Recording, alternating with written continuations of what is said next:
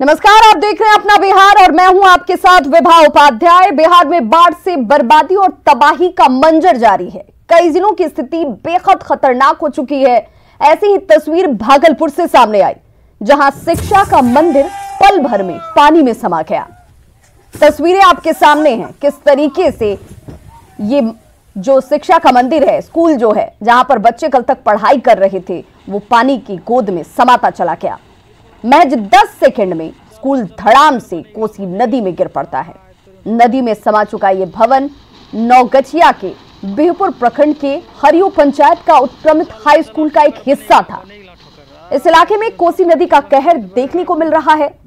इससे पहले भी नौगछिया के दूसरे इलाकों में सरकारी स्कूल की इमारत कटाव का दंश झेल चुकी है।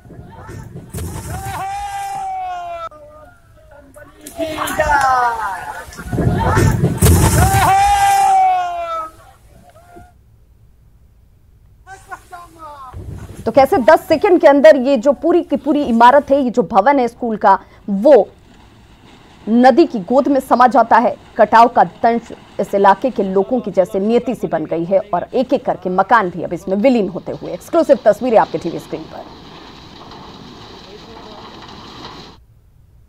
बिहार में कोरोना की बढ़ती रफ्तार के बाद अस्पताल की व्यवस्था भी चरमरा गई है। भले ही स्वास्थ्य मंत्री अस्पतालों का लगातार निरीक्षण करने में जुटे हुए हैं, लेकिन लापरवाही कम नहीं हो रही है। मामला कोविड मरीजों से जुड़ा हुआ है, जो लगातार सिस्टम की भेंट चढ़ रहे हैं, तो कोई अंतिम सांसें गिन रहा है। अपने पिता को इलाज कराने पहुंचे बेली रोड निवासी अभिषेक कुमार अपने बैंक कर्मी पिता को नहीं बचा पाए, क्योंकि कोरोना पॉजिटिव होने के बाद पिता को 12 घंटे तक किसी अस्पताल ने भर्ती तक नहीं लिया, जबकि एम्स से लेकर एनएमसीएच और निजी अस्पतालों के खाक ये परिवार छानता रहा। बाद में कल रात पीएमसीएच में भर्ती तो लिया जाता है, लेकिन इलाज नहीं होने की वजह से पिता की मौत हो जाती है। और दर्द किस तरीके का, कितना असहनीय, इस शख्स को देखकर, इसके क्रंदन को देखकर समझा जा सकता है। मेरा कोविड का अस्पताल नहीं, अब इंतजाम नहीं हुआ है, अब का क्या गति होगा मेरा? हम सब थक गए, पब्लिक सेक्टर में काम करते हैं, हमें कोई नहीं हमको हेल्प किया, कोई नहीं हेल्प किया। मर गया आदमी, मर गया, कोई नहीं, कोई बात ही नहीं चाहती, मर गया। हम करें, अपना ख्याल रखें। कोरोना का कोई दवाई नहीं है, लेकिन सरकार को इसमें देखना चाहिए। पेशेंट कहाँ जाएगा, कहाँ जाएगा, कोई नहीं मदद करता। मेरा पेशेंट मर गया। हम चाहते हैं, मैं बैंक एम्प्लॉय, मेरा बाप भी बैंक एम्प्लॉय, SBI एम्प्लॉय, कोई नहीं मदद किया सर। मेरा कोविड का अस्पताल नहीं, अब इंतजाम नहीं हुआ है।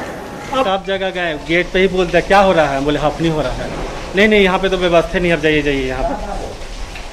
क्योरिस गए, हाईटेक गए, पाम व्यू गए, पारस गए, पारस में रिपोर्ट लिया, पॉजिटिव आया, बाहर निकाल दिया। पहले बोर्ड टांग देता है covid hospital, covid patient full, there is no bed any more beds. PMCH, IGMS, AIIMS Patna गए, एम्स पटना वाला बोला कि हमारे पास व्यवस्था नहीं है, आप PMCH चले जाइए। PMCH में आए, रात को इन्होंने रख लिया, यहाँ कोई देखने वाला नहीं है। जो छोटा छोटा पढ़ने लिखने हो, क्या उम्र होगा क्या, वो सब डॉक्टर बनता है, वो सब बोलता है आ जाइए, ये रिपोर्ट नहीं है, वो रिपोर्ट नहीं, कितना मत्था मार एक्सपायर कर गया, सुबह एक्सपायर। कोई नहीं, नर्स बोलती है हमको इनहेलर का पता नहीं कि इनहेलर कैसे डाला जाता है। डॉक्टर बोलती कि सरकार का व्यवस्था, सरकार गलत हॉस्पिटल को चुन के कोविड। तो इस दर्द को देखने के बाद, इस बयान को सुनने के बाद कुछ बताने की जरूरत नहीं दिखती और अब जरूर इस पर जवाब आना चाहिए। वहीं पीएमसीएच में स्वास्थ्य मंत्री से मरीज की मौत पर सवाल किया गया, तो स्वास्थ्य मंत्री ने बड़ी ही सफाई से अस्पताल की व्यवस्था को दुरुस्त बता दिया और मरीजों की शिकायत को दूर करने का भरोसा दिला दिया। कि कहीं से भी कोई कठिनाई शिकायत आ रही है तो हम लोग उसको तुरंत नोटिस में ले रहे हैं, काम कर रहे हैं। और इसी हॉस्पिटल के बाहर भी एक मरीज के परिजन थे, वो आरोप लगा रहे थे। मैं तो यही कह रहा हूँ कि यदि कहीं से भी कोई शिकायत मिलती है तो मेरा फर्ज है उस शिकायत को दूर करना, उसको तुरंत अटेंड करना और उनकी समस्याओं का निराकरण करना। तो स्वास्थ्य मंत्री मंगल पांडेय के बयान को आपने सुना। वो कह रहे हैं कि सब कुछ दुरुस्त है और अगर कोई शिकायत मिलती है तो उस पर त्वरित कार्रवाई करना यही तो ड्यूटी है। लेकिन सवाल यही कि क्या इन तस्वीरों को, इस हालात को देख करके भी मंगल पांडेय यही जवाब देंगे कि सब कुछ दुरुस्त है? बिगड़ती स्वास्थ्य व्यवस्था की खबरें सामने आने पर स्वास्थ्य मंत्री मंगल पांडेय कोरोना मरीजों का हालचाल जानने के लिए आज दूसरे दिन पीएमसीएच पहुंचे। तस्वीरें हम आपको दिखा रहे हैं और कोरोना वार्ड में पीपीई किट पहनकर मंत्री ने मरीजों का हालचाल जाना भी। इसके बाद अस्पताल अधीक्षक, प्राचार्य और विभागाध्यक्ष के साथ बैठक भी की। मंत्री ने यह दावा किया कि पीएमसीएच में 100 बेड के बने कोविड वार्ड में अभी सिर्फ 18 मरीज ही भर्ती हैं और ज्यादातर मरीज इलाज से संतुष्ट हैं। हेल्थ सिस्टम पर उठ रहे सवालों पर उन्होंने यह भरोसा दिलाया कि आगे से इलाज में किसी तरह की कोई कमी नहीं होगी, लोगों को यहां पर हर संभव इलाज मुहैया कराया जाएगा। दिन पूर्व से पीएमसीएच में कोविड के पेशेंट के लिए डेडिकेटेड 100 बेड की व्यवस्था की गई है और सारे इंतजाम किए गए हैं। आज उसी को देखने के लिए और मरीजों से मिलने के लिए मैं आया था। 18 मरीज अभी यहाँ भर्ती हैं और सभी मरीज, एक एक मरीज को जाके मैंने देखा, मैंने उनसे हालचाल पूछा, यहाँ की व्यवस्था के बारे में पूछा। सभी लोगों ने ये बताया कि मैं जब यहाँ आया हूँ और किसी को 1 दिन हुआ, किसी को 2 दिन हुआ, कोई 3 दिन पहले आया है, सभी ने कहा कि मैं बहुत स्वस्थ महसूस कर रहा हूँ, पहले से कंफर्ट महसूस कर रहा हूँ। एक मुजफ्फरपुर के हैं, उन्होंने बहुत प्रसन्नता जाहिर की कि नहीं, यहाँ हमारी देख रेख हो रही है। और जो ऑक्सीजन पाइपलाइन है, तो जिनको ऑक्सीजन की ज़रूरत है, जिन मरीजों को, उनको ऑक्सीजन पे रखा गया है। जिनका ऑक्सीजन सेचुरेशन 95 या 96 से ऊपर है, एक मरीज बच्ची है, उसका तो ऑक्सीजन सेचुरेशन मैंने देखा 100% था। लेकिन सबसे बड़ा अस्पताल है बिहार का, मरीजों को उम्मीद है कि यहाँ पर जो क्षमता है वो बढ़ेगी। फिलहाल अभी निश्चित रूप से मैं वही बता रहा था। इसके अलावे वेंटिलेटर की भी व्यवस्था यहाँ पे की गई है, उसके लिए अलग एक डेडिकेटेड वार्ड बनाया है। उस वार्ड को भी मैंने जाके देखा जहाँ पर वेंटिलेटर लगाए जा रहे हैं। तो यदि किसी मरीज को ज़रूरत पड़ेगी तो वेंटिलेटर की भी सुविधा वहाँ मरीजों को मिलेगी। और जो हमारे डॉक्टर हैं और पैरामेडिकल स्टाफ है, उनके भी स्वास्थ्य की चिंता करनी हमारे लिए बहुत ज़रूरी है। तो वैसे जो हमारे चिकित्सक या चिकित्सा कर्मी जो संक्रमित हो जा रहे हैं, उनके लिए हम लोगों ने 15 बेड की व्यवस्था इस अस्पताल के अंदर की है, ताकि उनकी चिंता हम अलग से बेहतर तरीके से कर सकें, क्योंकि उनके स्वास्थ्य की चिंता भी हमारे लिए प्राथमिकता है। बिहार में कोविड डरावना होता जा रहा है। नालंदा से आया एक मरीज कल से ही पटना के अस्पतालों में भर्ती होने की बाट जोड़ रहा है। अधिकारियों और डॉक्टरों से गुहार लगाई गई, मगर कहीं किसी ने कोई सुनवाई नहीं की, इसे भर्ती नहीं लिया गया। नालंदा के रहने वाले मरीज पेशे से वकील हैं। परिजनों का यह कहना है कि कल से ही एम्बुलेंस में मरीज ऑक्सीजन के सहारे सांस ले रहा है और एनएमसीएच, पीएमसीएच, एम्स सभी जगह भर्ती करने के लिए लोगों ने दौड़ लगाई, लेकिन भर्ती नहीं लिया गया। परिजनों से बात की न्यूज़ 18 संवाददाता रजनीश कुमार ने। कोरोना की वजह से बिहार की स्थिति लगातार भयावह होती जा रही है, तो मरीजों का इलाज भगवान भरोसे हो रहा है।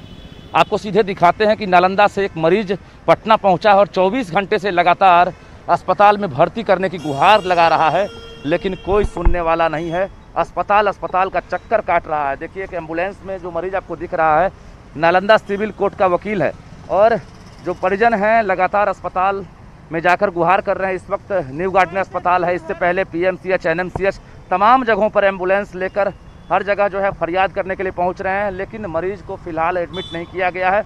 यहाँ तक कि जहाँ भी जा रहे हैं ये कहा जा रहा है कि पहले टेस्ट कराइए कोविड-19 का। जब टेस्ट कराने आ रहे हैं तो टेस्ट नहीं लिया जा रहा है। और हम सीधे बात करते हैं, लेकिन तस्वीर आपको दिखा दें। देखिए आप कि किस तरह से मरीज एम्बुलेंस में, ऑक्सीजन लगा हुआ मरीज है और एम्बुलेंस में जो है कहीं ना कहीं गंभीर अवस्था में लेटा हुआ है, लेकिन देखने वाला कोई नहीं है। कुछ परिजन है, उनसे बात करते हैं। मैं कल से चक्कर लगा रहा हूँ। मैंने एम्स गया, एनएमसीएच गया, पीएमसीएच गया, कहीं भी भर्ती लेने के लिए एक्सेप्ट नहीं कर रहा है। सस्पेक्टेड के तो ले ही नहीं रहा है, बस वो बोलता है पॉजिटिव को लेंगे। और जांच का तो सुविधा ही नहीं। जांच को मैं कम से कम 8 मेडिकल कॉलेज गए, मेडिकल हॉस्पिटल गए, जहाँ पर मेरा कोई रिपोर्ट का देखिए, जिस तरह से लगातार स्वास्थ्य मंत्री अस्पताल का निरीक्षण कर रहे हैं, उसके बाद भी अस्पताल प्रशासन जो है कहीं ना कहीं अपनी लापरवाही से बाज नहीं आ रहा है। और ये आपको उदाहरण है बिहार की तस्वीर का, बिहार की व्यवस्था का, कि एक मरीज लगातार कल से ही भर्ती होने की बाट जो रहा है, गुहार कर रहा है, लेकिन भर्ती क्या, टेस्ट लेने वाला भी कोई नहीं है। ऐसे में अब मरीज करे तो क्या करे। कैमरामैन मनीष सुनिया के साथ रजनीश कुमार, न्यूज़ 18 पटना।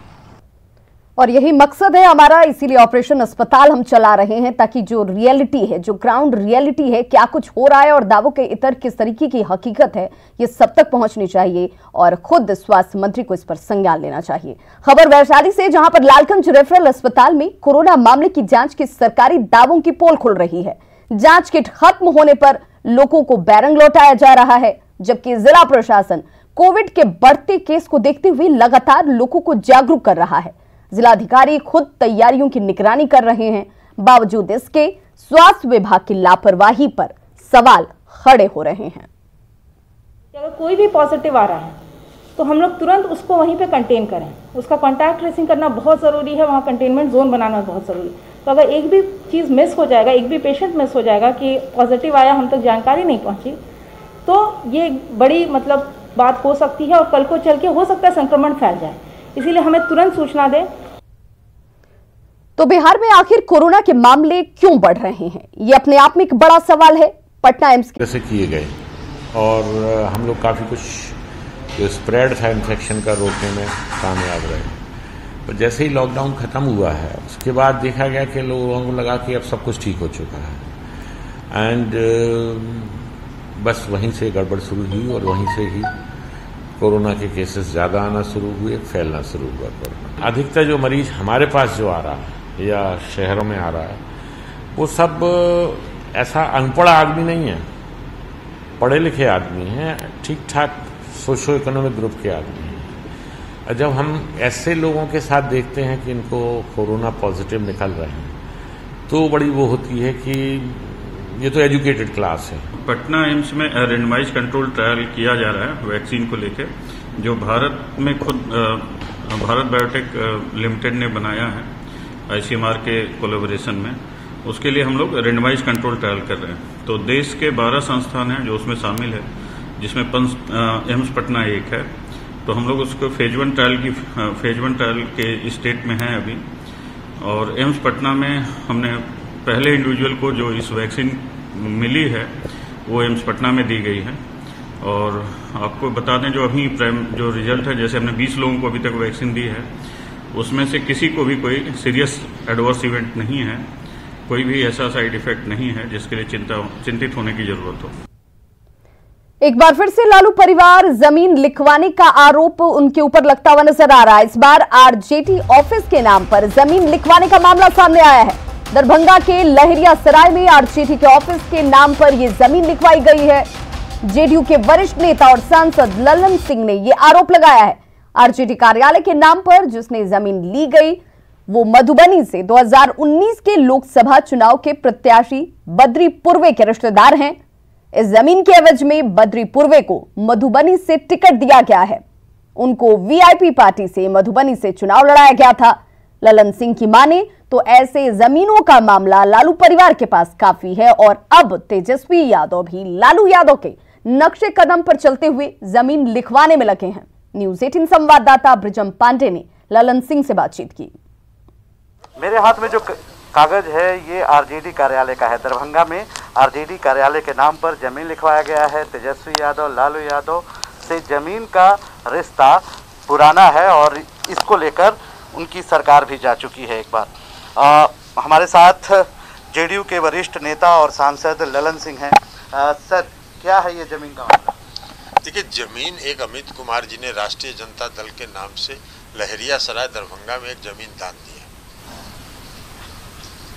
और ये कहा जाता है कि श्री अमित कुमार रिश्तेदार हैं श्री बद्री पूर्वे के।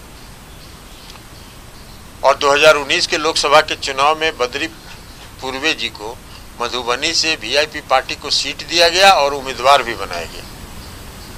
उम्मीदवार भी दिया RJD ने अपनी तरफ से।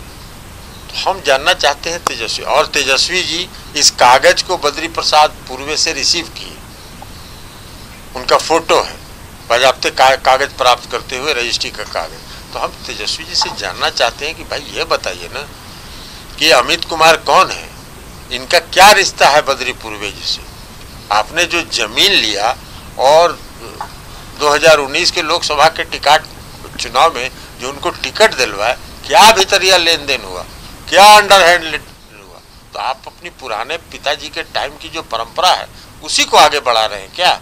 इसका भी खुलासा बिहार की जनता के सामने करिए। आपसे क्या लगता है कि इस तरह के कागज और भी होंगे? कागज तो रोज निकल रहा है, कागज का कोई अंत रहे तब ना, लगातार निकल रहा है। 2008 से हम कागज निकाल के इनका जमीन जायदाद का बेच जारी कर रहे हैं, इसलिए कागज तो इनका लगातार है। कल फिर कुछ निकल जाएगा, कोई ना कोई पहुंचा ही जाता है, ये भी कोई पहुंचा गया हमारे यहाँ। बहुत बहुत शुक्रिया। हमारे साथ ललन सिंह वरिष्ठ नेता जेडीयू के हैं, इन्होंने साफ तौर पे बताया कि किस तरह से एक बार फिर से वो जमीन का मामला सामने आया है और ये ताज़ा मामला है। लोकसभा चुनाव में आरजेडी ने जमीन लिखवाई एक नेता से, उसे टिकट भी दिलवाया। और आपको बता दें कि मधुबनी से बद्री पूर्वे को टिकट दिलवाया गया वीआईपी पार्टी से और उन्हीं के रिश्तेदार से जमीन भी लिखवाई गई। तो जाहिर सी बात है अभी तक जमीन का मामला खत्म नहीं होता नजर आ रहा है। तेजस्वी की मुश्किलें लगातार बढ़ती जा रही हैं।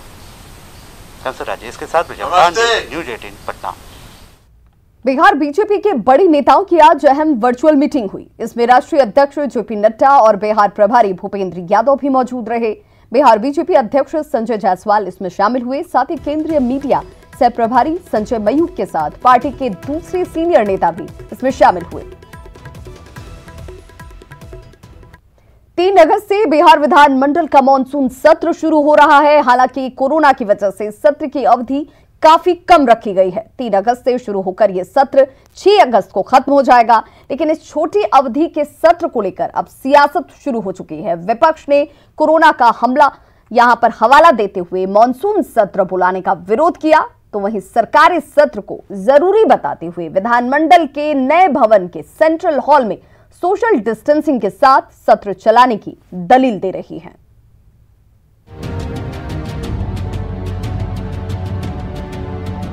कोरोना काल में 3 अगस्त से बिहार विधानमंडल का मानसून सत्र बुलाया गया है, जो 6 अगस्त तक चलेगा। विधानमंडल के इस छोटे से मानसून सत्र को लेकर विपक्ष सरकार पर हमलावर है। विपक्षी पार्टियां कोरोना का हवाला देते हुए इस सत्र का विरोध कर रही हैं। उनकी दलील है कि एक तरफ कई विधायक, विधान पार्षद कोरोना की चपेट में हैं, तो कुछ की इस कोरोना ने जान तक ले ली है।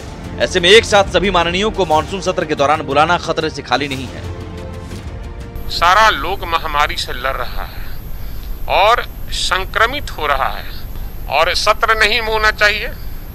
उसके पास पर्याप्त जगह है नहीं कि सोशल डिस्टेंसिंग बनाकर आप बैठा सकते हैं। हाउस में अटेंडेंस क्या हो, या तो वो कर दें कि आधा टाइम आधे लोग रहेंगे, आधे टाइम के बाद आधे लोग रहेंगे। कुछ ना कुछ तो रास्ता निकलना पड़ेगा। विपक्ष भले ही सत्र का विरोध कर रहा है, लेकिन सत्ता पक्ष की इस पर अपनी अलग दलील है। सत्ता पक्ष का कहना है कि नियम के हिसाब से हर 6 महीने में सत्र का बुलाना अनिवार्य होता है। इस लिहाज से इसे टाला नहीं जा सकता। जहां तक कोरोना और सोशल डिस्टेंसिंग का सवाल है, उस पर सरकार की दलील है कि ये बैठक विधानमंडल के नए भवन में बने सेंट्रल हॉल में आयोजित होगी, जो काफी बड़ा है। सोशल डिस्टेंस का अनुपालन करते हुए सारी व्यवस्था हाउस के जो चेयर होते हैं वो खुद कर रहे हैं। तो ऐसे मुद्दे पर राजनीति का एजेंडा नहीं, बल्कि लोकतंत्र, संविधान, विधायिका इसके प्रति जिम्मेवार बनना चाहिए। सरकार जिस विधानमंडल के नए भवन के सेंट्रल हॉल में मानसून सत्र बुला रही है, उसमें जगह तो काफी है, लेकिन अब तक सत्र के दौरान होने वाले विरोध प्रदर्शन में हो हल्ला होता है, उसे रोकना बड़ी चुनौती है। सरकार का कहना है कि इस कोरोना काल में जो मानसून सत्र होगा वो विधानमंडल के इसी नए भवन में होगा। जो ये नया भवन आप देख रहे हैं, इसी के सेंट्रल हॉल में ये जो मानसून सत्र है वो कराने की तैयारी है। इसमें खास करके ये है कि जब सेंट्रल हॉल में जो जगह है वो पुराने विधानमंडल से काफ़ी ज़्यादा है और यहाँ सीटिंग अरेंजमेंट भी सोशल डिस्टेंसिंग को देखते हुए किया जा सकता है। सरकार ये दलील दे रही है, लेकिन विपक्ष जो है वो ये मानने को तैयार नहीं है और विपक्ष लगातार इस सत्र को कैंसिल करने की मांग कर रहा है। कैमरा पर्सन आशीष के साथ साकेत कुमार, न्यूज़ 18 पटना। तो एक तरफ बिहार में कोरोना विस्फोट का खतरा लगातार बना हुआ है, वहीं नेता प्रतिपक्ष तेजस्वी यादव के बाढ़ग्रस्त इलाकों के दौरे को लेकर अब सियासत तेज हो गई है। एनडीए का यह आरोप है कि तेजस्वी लाशों के ढेर पर न सिर्फ राजनीति कर रहे हैं बल्कि खुद पर लगे दाग को मिटाने में भी लगे हुए हैं। ये ऐसा दाग है कि रिन साबुन घिसते घिसते रह जाइएगा तब भी नहीं हटेगा।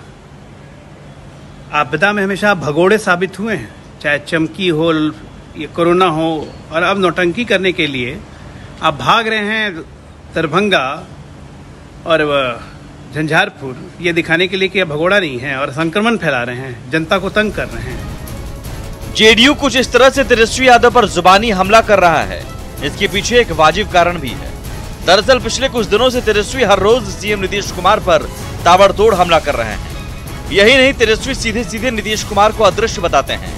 ऐसे में बौखलाए जेडीयू का कहना है कि नेता प्रतिपक्ष तेजस्वी यादव खुद पर लगे भगौड़े के दाग को धोना चाहते हैं और शायद यही कारण है कि कोरोना विस्फोट के खतरे और लॉकडाउन के बीच तेजस्वी बाढ़ग्रस्त इलाकों का दौरा कर रहे हैं। जेडीयू के साथ अब बीजेपी भी इस लड़ाई में कूद गई है। तेजस्वी यादव, आप लाख कोशिश कर लो, आप पर जो दाग लगा है वह धुलने वाला नहीं है। बिहार के लोगों ने आपको भगोड़ा घोषित कर दिया है। जब भी कोई ऐसी संकट का समय होता है, कोई विकट परिस्थितियां उत्पन्न होती है, आप भाग खड़े होते हैं। तेजस्वी पर एनडीए के ताबड़तोड़ हमले पर आरजेडी ने तेजस्वी का बचाव किया है। नेता विरोधी दल श्री तेजस्वी यादव जी एक जिम्मेवार विपक्ष के नेता की जिम्मेवारी का बखूबी निर्वहन कर रहे हैं और बिहार की जनता की आवाज बन करके सड़क से लेकर सदन तक जनहित के मुद्दे को उठा रहे हैं। सरकार को कटघरे में खड़ा कर रहे हैं, सरकार को आईना दिखाने का काम कर रहे हैं। सत्ता में बैठे हुए लोग इसी से परेशान हैं। अब किसके दामन में कैसा दाग है, कितना दाग है और ये दाग कैसे धुलेगा, इससे बिहार की जनता को कोई लेना देना नहीं है। लेकिन जरूरी ये है कि ऐसी राजनीति के बजाय सियासतदान इस आपदा में जरूरतमंदों की मदद करें ताकि इस कोरोना काल में गरीबों तक मदद पहुंच सके। अमित सिंह, न्यूज़ 18, पटना।